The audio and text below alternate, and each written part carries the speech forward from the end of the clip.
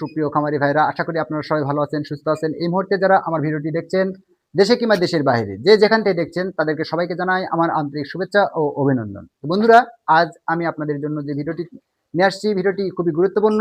আমি আপনাদের জানাবো কিভাবে কম টাকায় গরু লালন পালন শুরু করবেন। আপনি কিভাবে কম টাকা থাকলেও একজন উদ্যোক্তা হতে পারবেন, সেই বিষয়টা নিয়েই আমি আলোচনা করব।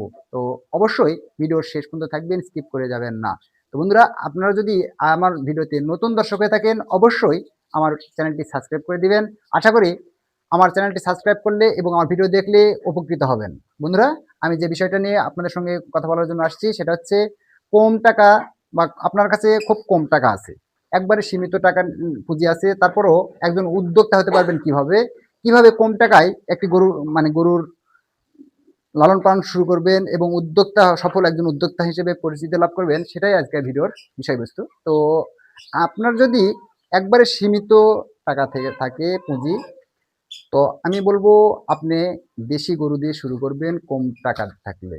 আর সবচেয়ে বড় কথা হচ্ছে, কম টাকা দিয়ে যখন শুরু করবেন, একটা জিনিসের লক্ষ্য রাখবেন, সেটা হচ্ছে আপনি এই যে গরু রাখার জন্য যে শেডটা, এই শেডের দিকে আপনি কখনোই অযথাই টাকা খরচ করতে যাবেন না। প্রথম অবস্থায় আপনি কি করবেন, শেডের দিকেই ফোকাস না করে, কোথায় কত ভালো জায়গায় করছেন, কত ভালো খাবারের পাত্র করছেন, এগুলোর দিকে ফোকাস না দিয়ে আগে ফোকাস করবেন কি, আপনাকে গরু লালন পালন শিখতে হবে। তো শেখার জন্য কি করবেন, আপনি একেবারে দেশি জাতের কিছু দু একটা গরু দিয়ে শুরু করবেন। আর দু একটা গরু কিনতে খুব বেশি টাকা লাগবে না।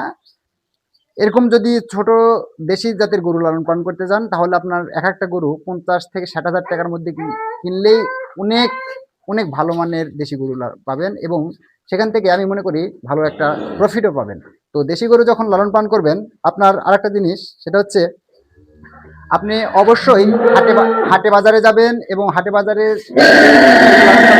করার পরে আপনি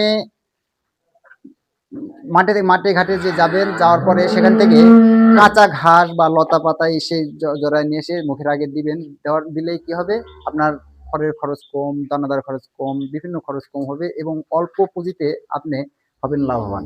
তো দেশি গরু এই জন্য বলছি, দেশি গরুতে আপনার অভিজ্ঞতার প্রয়োজন নেই। দেশি গরুতে আপনার কোনো মানে এক্সট্রা কোনো টাকা পয়সা খরচ করতে হয় না, এক্সট্রা ওষুধ প্রয়োজন কম হয়। যে কারণে আমি আপনাকে বলছি দেশি গরু। আপনি যদি বেকার হয়ে থাকেন আর আপনার যদি পুঁজি কম হয়ে থাকে, অবশ্যই আপনি দেশি গরু দিয়ে শুরু করবেন। আর দেশি গরু দিয়ে শুরু করলে আপনার দুইটা লাভ কম হোক, ক্ষতির পরিমাণটা খুব রিস্কটা নাই।